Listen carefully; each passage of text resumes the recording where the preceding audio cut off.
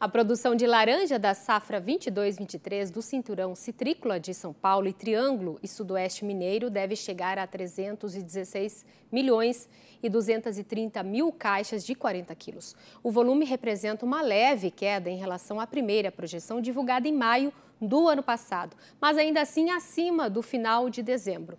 Os dados foram divulgados hoje pelo Fundo de Defesa da Citricultura. Sobre esse assunto, nós vamos conversar agora com o Vinícius Trombin, que é coordenador da pesquisa de estimativa de safra do Fundecitrus. Vinícius, já quero começar entendendo, quais são os fatores que puxaram esse resultado. Eu imagino que o clima, claro, tenha influenciado bastante, mas tiveram alguns outros pontos que fizeram efeito em relação a essa safra? Seja bem-vindo, boa tarde. Obrigado, boa tarde. Nós tivemos, então, uma safra positiva, né? Nós estamos ainda na penúltima revisão da safra, ainda tem mais, o encerramento da safra vai acontecer em abril, mas o que essa revisão nos mostrou é um pequeno aumento aí, né? De 0,7% a mais do que tinha sido projetado em dezembro, mas ainda, como você disse, abaixo da primeira estimativa de maio, né? Então, a gente está muito próximo da estimativa de maio. O que aconteceu foi, no início da safra, nós tivemos um período mais seco, com as chuvas bem abaixo da média histórica, e nesses últimos 2 meses, novembro e dezembro, as chuvas melhoraram significativamente, né? Tivemos aí quase que diariamente chuvas em muitas áreas produtoras, né? E essas chuvas desses últimos 2 meses melhorou o peso da laranja. Então, essas laranjas cresceram mais, ficaram mais pesadas. Nós estávamos com uma projeção de 157 gramas por fruto e agora é de 159 gramas por fruto, então melhorou um pouquinho. Mas, por outro lado, muitas áreas sofreram com temporais, né? Então, essas chuvas vieram muito intensas e essa alta frequência de chuvas acabou derrubando mais frutos. Então, nesses fatores, houve uma compensação, né? Então, mais chuvas que proporcionaram mais peso nas laranjas, mas caíram mais também.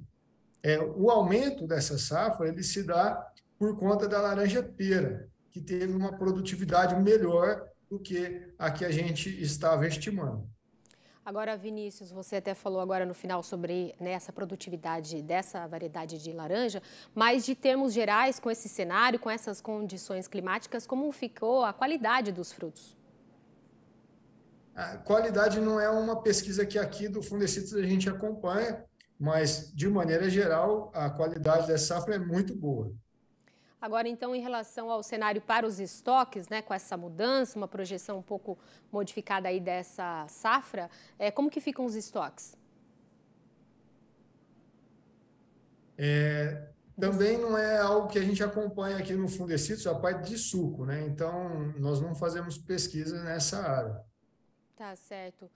Bom, agora a gente quer continuar, então, falando em relação a essa demanda internacional. Esse volume deve suprir o mercado? Como que vocês estão avaliando? Nós viemos de 2 safras pequenas, né? Então, são safras que produziram pouco, né? Dos últimos 2 anos, por conta de uma falta de chuva, né? Então, uma seca muito grave que a gente passou nos últimos 2 anos. E essa safra, ela volta para a média, né? Então, é uma safra típica, mas mediana, né? Não é uma safra muito alta, nem uma safra pequena, como tinha sido nas últimas 2 anteriores. Então, por isso também não há um excedente de produção de suco de laranja. Nós estamos recompondo aí essas, né, que estavam mais baixos.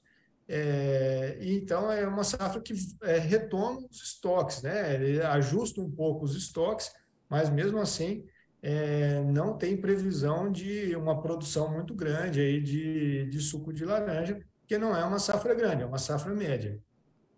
Se reduz na produção, Vinícius, reduz também nos derivados na ponta final, todo o estoque.